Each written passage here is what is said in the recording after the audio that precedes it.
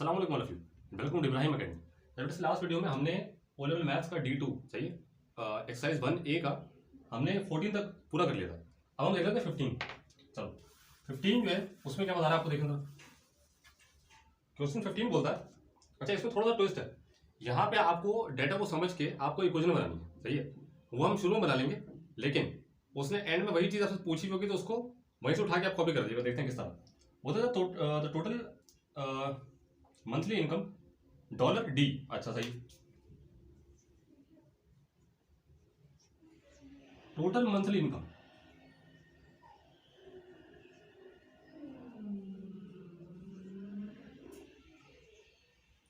वो जो आपके सामने आ रही है भाई वो है $D।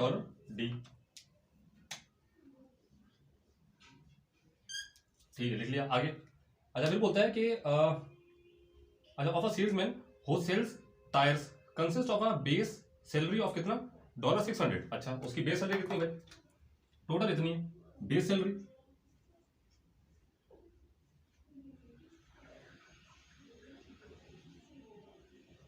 बेस सैलरी कितनी है भाई? $600। अच्छा बेस सैलरी वो है जो उसको वो काम करे या ना करे, सही है, उसके ओवर टाइम पे डिपेंड नहीं करता। अगर फॉर एग्जांपल एक आदमी जो है, मैं इसको थोड़ा समझा देता हूँ आपको बेस सैलरी का मतलब क्या होता है। बेस सैलरी वो होता है फॉर एग्जांपल अगर आपकी जो है फॉर एग्जांपल 8 आवर्स की जॉब है, सही है, आप 8 आवर्स काम करते हैं, सही है, और इररिस्पेक्टिव आप कितने यूनिट बना रहे हैं, सही है, और कितनी प्रोडक्शन हो रही है, फॉर एग्जांपल अगर मैन्युफैक्चरिंग कंपनी की बात आप कर रहे हैं तो उसके अंदर $600 आपको बेसिक सैलरी के तौर पे 8 घंटे के हिसाब से महीने के मिल जाएंगे, सही है। अच्छा इसमें ओवर टाइम अलग होता है, सही है, उसके बारे में वो बात कर रहा है। ये तो होती है फिक्स, इसको बोले फिक्स, ये फिक्स अमाउंट है।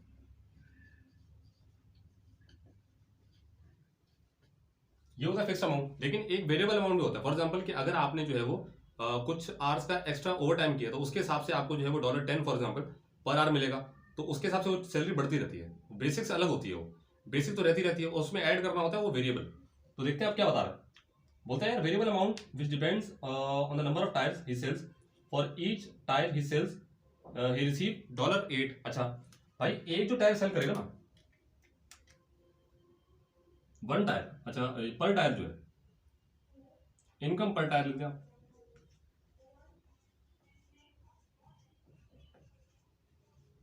वो जो उसको मिल रही है एक टायर के ऊपर, सही है, वो मिल रही है कितनी? $8, सही है। अच्छा number of tyre for example मैं अगर बात करता हूँ यार, मुझे जो है, अच्छा मैंने पढ़ा नहीं है कि क्या बता रहा है, लेकिन मैं बोलता हूँ कि जो total salary for example D है, सही है, और उसने नंबर ऑफ टायर जो बनाया वो बनाया X। तो अब आप इक्वेशन कैसे बनाएंगे इसकी, देखें जरा। मैं बोलता हूँ फॉर एग्जांपल कि नंबर ऑफ टायर, अच्छा ये अलग है इससे, सही, ये तो डाटा हो गया ना आपका, ये ऊपर डाटा है आपका, इसको यूज करके इक्वेशन बनाएंगे हम। वो उसने एंड में पूछी हुई, हम पहले बना लेते हैं। एग्जांपल के नंबर ऑफ टायर कितने भाई, फॉर एग्जांपल X है, सही है। अच्छा टोटल सैलरी जो है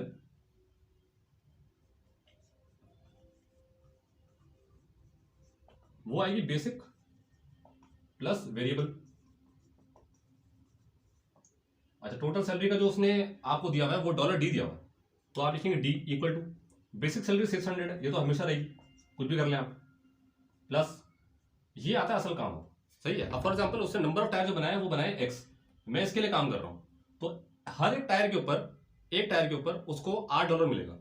फॉर एग्जांपल उसने अगर 2 बनाए होते 16 मिलते, सही है, और अगर 3 बनाए होते तो वो 24 मिलते। तो मैं यहाँ पे इसको कैसे पुट करूँ कि मेरे पास हमेशा अगर मैं नंबर ऑफ टायर वहां पुट करूँ इक्वेशन के अंदर तो मेरे पास टोटल सैलरी आ जाए, किस तरह? तो मैं लिख दूंगा X मल्टीप्लाई बाय 8, सही, D इक्वल टू 600 प्लस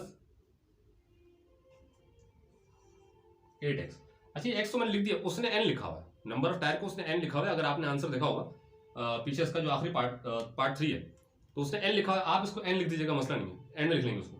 तो ये जो है ना ये, अच्छा यहाँ पे फॉर एग्जाम्पल आप देखें कि अगर उसने एक टायर बनाया होगा, सही है, तो X जगह बनाएगा, यानी कि उसको $1 मिला, $8 मिले, 8 इंटू 1 8 होगा, सही है, फिर वो 600 में ऐड होगा तो 608 हो जाएगा। अगर 2 बनाए होंगे तो 16 होंगे। तो ये इक्वेशन को यूज करके आप कुछ भी वैल्यू निकाल सकते हैं अगर आपको डेटा दिया हो। तो भाई देखो सर, अब हम देखते हैं वो पूछ क्या रहा है। भाई पूछ रहा है if the salesman sells 95 tyre in a particular month, find his total income for that month, total income. Total salary पूछा है आपसे, तो आपने ये फॉर्मूला यूज करना है टोटल इनकम का। देखो टोटल इनकम के अंदर यार एक बात याद रखो, 600 तो होगा ही होगा, लिख दो, प्लस उसने जो टायर बनाया वो 95 बनाया। फॉर एग्जाम्पल जब मैंने अगर बोला था यहाँ पे 2 बना रहे हैं तो 8 के हिसाब से 16 होंगे, लेकिन उसने 95 बनाया, तो भाई 95 लिखेंगे मल्टीप्लाई बाय 8 इक्वल टू, ठीक है भाई, इसको कैलकुलेट करें, कैलकुलेटर होगा आप लोगों के पास। इसका जो आंसर आएगा वो आएगा 600 प्लस हमने कैलकुलेट किया है भाई कितना 760, 95 इंटू 8 760 आएगा, सही। इसको आप प्लस कर ले तो आंसर आपके पास जो आ रहा है वो 1360 आ रहा है। भाई अगर 95 या 95 टायर वो बना रहा है तो उसको टोटल इनकम इतनी पड़ेगी 600 मिलाकर, सही। ये तो पार्ट होगी, ए हो गया यहाँ पर पार्ट 1। पार्ट 2 देखो सर, बोलते हैं अच्छा पार्ट 1 था भाई, पार्ट 2 देखो क्या बोल रहा है।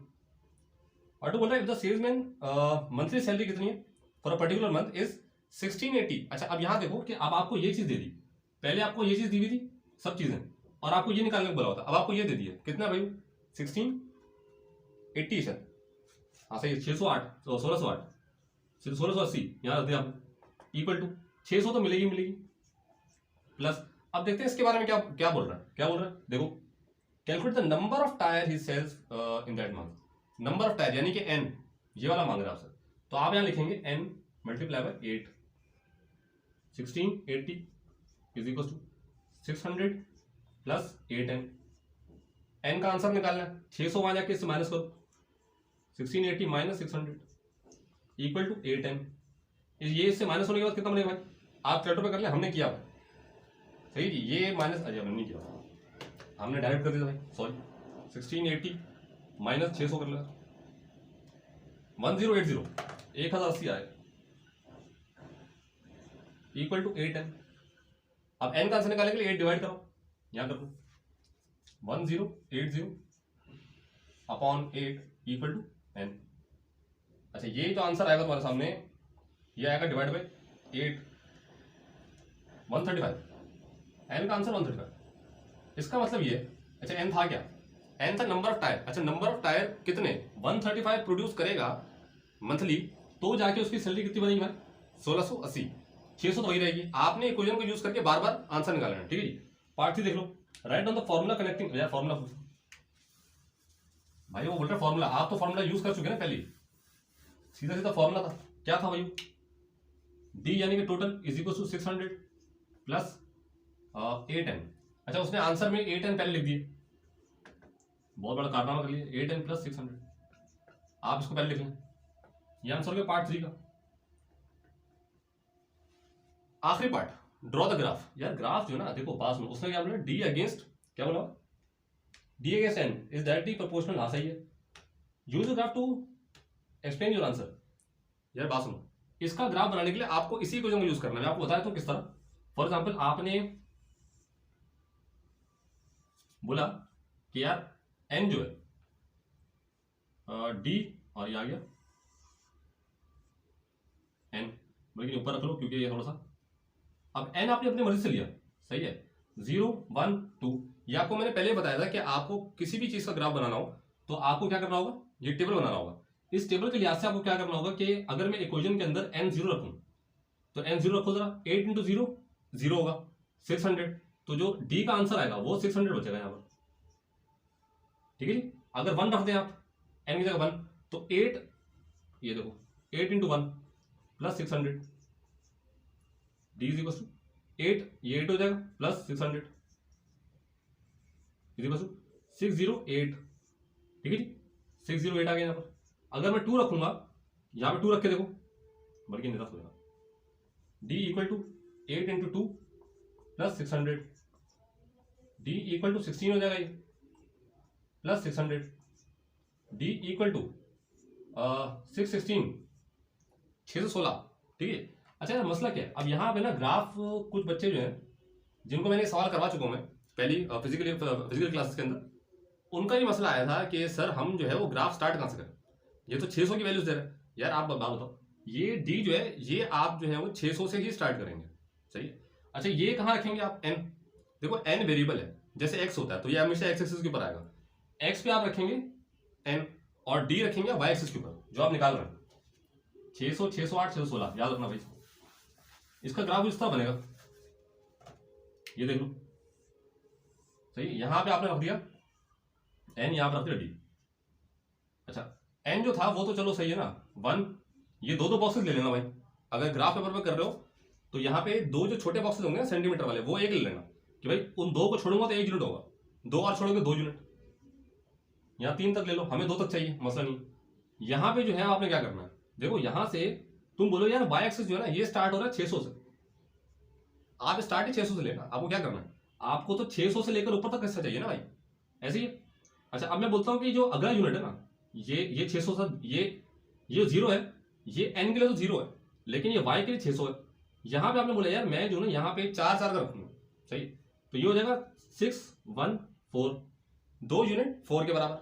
उसके बाद 2 यूनिट और लेंगे आप, 6 1 8 हो गया, सही है। फिर 2 यूनिट और लेंगे आप, सॉरी 4 यूनिट, इसमें हो जाएगा 6 22, फिर हो जाएगा 6 26। मुझे तो आगे जाना नहीं है, मुझे जो चाहिए था वो क्या चाहिए था, मुझे चाहिए था ये n और d, 0 1 2 ये रखा था मैंने, और इसके कॉरेस्पॉन्डिंग जो आंसर आए थे d के, वो आए थे कुछ 600, 608 और 600 616 आया था,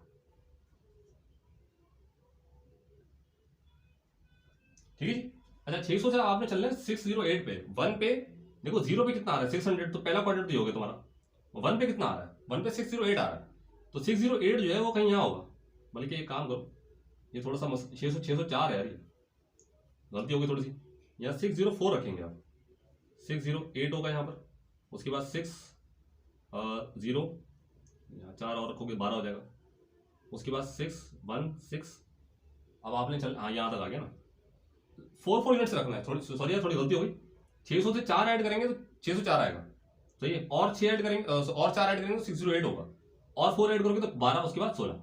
1 जो है वो आपने कहाँ रखना है 608, तो 1 आएगा कहीं यहाँ, ये आगे, ये 608 दूसरा कोऑर्डिनेट। तीसरा क्या है 2 1 2 और 6 1 6, 2 ये रहा 6 1 6 ये रहा, यहाँ पे आएगा, यार स्ट्रेट लाइन बनेगी भाई, स्ट्रेट लाइन ही बनेगी क्योंकि यहाँ पे लीनियर इक्वेशन है, सही।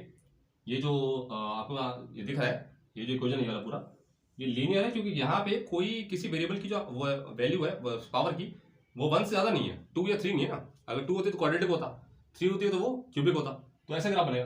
अच्छा, ये तो मैंने ऐसे बना दिया, आप लोग टू द स्केल बनाएंगे ग्राफ पेपर के ऊपर तो बिल्कुल एक्यूरेट बनेगा, ठीक है भाई। आगे चलो, 16 देखो, 16 आ गया। ये है मजेदार सवाल, यहाँ फंसे तो बहुत लोग, ठीक है भाई। 16 देखते हैं।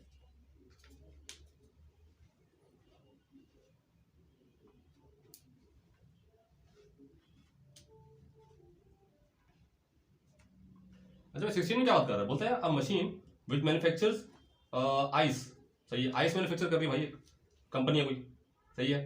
क्या बोल रहा है आगे, needs to be run for 10 minutes to warm up before. अच्छा, 10 मिनट्स जो है ना, 10 मिनट्स, एक देखो जरा बात सुनो, एक मशीन है वो चल रही, ये शुरू के 10 मिनट इसको वार्म अप होने लगता है। ये 10 मिनट का बहुत बड़ा रोल है भाई सवाल के अंदर। अच्छा, अब आपको देखना पड़ेगा करना क्या, शुरू के 10 मिनट वार्म अप होने लगते हैं और यहां से प्रोडक्शन स्टार्ट होती है, प्रोडक्शन इधर से स्टार्ट हो रही है। ये शुरू के 10 मिनट प्रोडक्शन नहीं है भाई, नो प्रोडक्शन,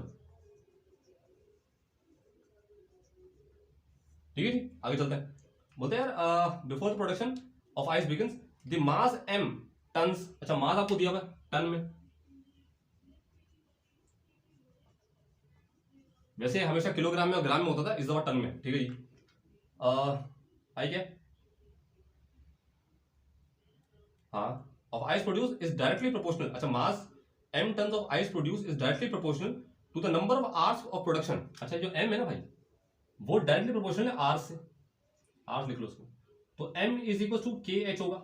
हमेशा शुरू से करते आए नंबर ऑफ क्वेश्चन नंबर 1 से यही होगा, प्रोपोर्शन हटके इज इक्वल टू के लग गया, सही है। इक्वेशन तो आ गई, लेकिन अब यहाँ पे खेलना किस पे, इस 10 मिनट के ऊपर। जितनी भी टाइमिंग आपको देगा 10 मिनट के हिसाब से देगा, ठीक है। आगे चलते हैं, प्रोडक्शन सही है। Given the 20 tons of ice are produced when the machine are run half an hour. अच्छा, यहाँ पे ना सुनो जरा, कितने टन आइस प्रोड्यूस कर रहा है, मास जो है वो 20 टन होगा, 20 ही है ना भाई, हाँ 20 टन। जब नंबर ऑफ आवर जो होंगे, नंबर ऑफ आवर्स वो कितने होंगे, हाफ एन आवर, यानी कि अगर मैं देखो यहाँ पे 30 मिनट लिख सकता हूँ, 30 मिनट लिख लो या फिर 1/2 आवर कर लो, एक ही बात। मुझे जो है ना ये यूज करना होगा आवर में, और 30 मिनट्स। अच्छा किस तरह, ये देखो ये 30 मिनट जो है ना, ये 20 टन की प्रोडक्शन के लिए आपको दिया हुआ है, लेकिन यहाँ पे ना थोड़ा ट्रिक है। ट्रिक कैसा कि भाई मुझे बात दो, सब छोड़ो, इक्वेशन बनाने के लिए मुझे सबसे पहले तो के चाहिए, इस इक्वेशन में सबसे पहले मुझे के चाहिए इक्वेशन निकालने के लिए। लेकिन अगर इसने 10 मिनट्स वाली बात ना की होती ना, तो मैं क्या करता, मैं ये 20 यहाँ रखता, ये जो 30 या फिर 1/2 यहाँ रखता, और मैं सीधे सीधा आंसर निकाल लेता। सही है, किसका, के का। और उसके बाद में बोलता कि आगे पूछा होगा उसने कि एम बता दो अगर एच इतना है, और एच बता दो अगर एम इतना है, देख लेंगे उसके बाद में। के की वैल्यू निकालने के लिए अब आपको यूज क्या करना है, in number of terms of r. देखो 30 मिनट ये वाला, इस 30 मिनट में ये 10 मिनट शामिल होंगे। सही है, प्रोडक्शन स्टार्ट हुई यहां से, इन 10 मिनट को हटा दिया, तो बाकी जो 20 मिनट बचे उसके अंदर प्रोडक्शन हुई है 20 टन की। तो आप जो टाइम लेंगे वो 20 मिनट का लेंगे, आप 30 मिनट का नहीं लेंगे। सही है, ये 10 मिनट आपको इस 30 मिनट से माइनस करने पड़ेंगे के की वैल्यू निकालने के लिए। किस तरह देखो, क्योंकि भाई शुरू के 10 मिनट में तो प्रोडक्शन हुई नहीं ना यार, वो कर रहा था वार्म अप। जैसे 10 मिनट गुजरे, अगले 20 मिनट के अंदर उसने आपकी एच प्रोड्यूस करके दे दी, कितनी, 20 टन। तो टोटल जो टाइम लगा वो 30 मिनट लग रहा है, आधा घंटा। लेकिन मुझे जो है वो 20 मिनट चाहिए होगा, क्यों, क्योंकि प्रोडक्शन स्टार्ट हुई यहां से 20 मिनट। बहुत आसान सवाल था। m is equal to K H, M हुआ 20 इक्वल टू के पता ही नहीं है, h। अब h का आंसर मुझे चाहिए आवर्स के अंदर। एक बात बताओ, मैं बोलता हूं 1 hour is equal to 60 minutes, ठीक है जी। मुझे चाहिए 20 मिनट का, 20 मिनट्स, 20 मिनट्स के लिए कितने आवर होंगे, इज इक्वल टू एक्स होगा, ये क्रॉस मल्टीप्लाई हुआ, 20 इंटू 1 20 हो गया, इक्वल टू 60x। ये नीचे गया 20/60 इक्वल टू एक्स, ये कट गए 113। तो x का जो आंसर आ गया 1/3 आर। ठीक है जी, ये 1/3 आर, ये 1/3 आर अब आपने पुट करना है इस इक्वेशन के अंदर, 1/3 कर लो। ठीक है जी, ये 3, अच्छा यहाँ पे ना थोड़ा सा कैलकुलेशन मसला ना है, के इंटू 1 के हो गया अपॉन 3, के का आंसर निकालने के लिए इसको मल्टीप्लाई करा दो, 60 इक्वल टू के का आंसर 60 आ गया। सर 60 तो आ गया, क्या करो भाई, 60 आ गया ना। अब आपने इक्वेशन बनानी, इक्वेशन बनाइए कुछ इस तरह, m is equal to K H, m is equal to K का आंसर 60h, ये आ गई इक्वेशन। भाई आसान चीज थी, इसमें छोटा सा ट्रिक ये था कि 10 मिनट शुरू के माइनस करना था आपने। सही है, अब देखो इक्वेशन तक तो पहुंच गए, अब आगे की बात क्या कर रहा है, बोलता है यार गिवन दैट हो गया ये, find the mass of ice. सही है, मास निकालना है इस इक्वेशन के अंदर, manufactured when the machine runs 1.75 hours, 1.75 भाई 1.75। अच्छा 1.75 जो है इसके अंदर वो 10 मिनट शामिल नहीं होंगे। सही है, यानी कि आपको माइनस करना पड़ेगा इन 1.7 आवर्स के अंदर। देखना जरा ये थोड़ा सा, अच्छा ये हो गया होगा ना यार, m is equal to 60h, याद रखना भाई मैंने लिखा हुआ। देखो 1.7 आवर की बात कर रहा हूं ना, इसके अंदर 10 मिनट मुझे माइनस करने पड़ेंगे, क्यों, क्योंकि इसके अंदर भी शुरू के जो बोला। अच्छा इसमें पूछा क्या हुआ, जरा सवाल पे ना गौर किया करो कि पूछ क्या रहा है। बोलते यार अब बताओ कि प्रोडक्शन, आपने इक्वेशन निकाल ली होगी, उसने बोला नहीं फिर भी निकाल लिया आपने। सही, अब वो बोल रहा है यार इस इक्वेशन के हिसाब से, सही है, 1.75 आवर्स के अंदर कितनी प्रोडक्शन हुई होगी। यार बात बताओ, प्रोडक्शन तो हुई होगी, ठीक है, 1.75 आवर यहां से लेकर यहां तक लेकर टोटल प्रोडक्शन है, टोटल प्रोडक्शन भाई स्पेलिंग देख लेना है, 1.75 आवर। इसके अंदर शुरू के 10 मिनट दो वार्म अप हुआ होगा मशीन का, उसके बाद इधर से लेकर यहां तक प्रोडक्शन हुई होगी। तो भाई इसके अंदर से आपको 10 मिनट माइनस करने पड़ेंगे, लेकिन मसला ये आवर्स में दिया हुआ, ये आवर्स में से मिनट्स माइनस नहीं कर सकते आप, तो आपको इस आवर्स को पहले कन्वर्ट करना पड़ेगा मिनट्स में। करो किस तरह, 1 आवर में 60 मिनट होता है, कोई लोग जो है वो डायरेक्ट मल्टीप्लाई कर देंगे 60, कर लो भाई। मैं थोड़ा सा ना यहाँ पर बहुत ही बेसिक पढ़ा रहा हूँ तो ताकि ना सबको समझ आ जाए।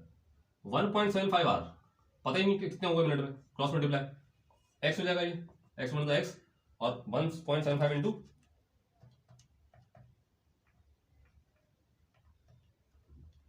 1.75 इंटू 60, ये 105 आ रहा है। सही भाई, 105 मिनट्स, इस 105 मिनट्स में वो 10 मिनट्स माइनस करने पड़ेंगे इससे, तो माइनस करो 10, 95। ये 95 मिनट्स आप लेंगे भाई। ये देखो बात सुनो, 1.7 जो आ रहे हैं उसके अंदर 10 मिनट्स आपने माइनस किए, पहले आपने कन्वर्ट किया उसको किसमें, मिनट्स में, उसमें से शुरू के जो वार्म अप के 10 मिनट थे वो माइनस किए, जो बाकी बचे होंगे उसमें प्रोडक्शन हुई होगी, और वही प्रोडक्शन आपको चाहिए। ठीक है, चलो अब आते हैं 95 मिनट्स आ गए। अब देखते हैं कि पूछ क्या रहा था। हाँ सही है, m is equal to K H. ठीक है, अच्छा ये जो 95 मिनट आया है ये उसको यहाँ पे आर में रखना पड़ेगा, तो 95 मिनट्स को फिर आपको कन्वर्ट करना पड़ेगा किसमें, आर्स के अंदर। तो फिर करो 1 आर इक्वल टू 60 मिनट्स,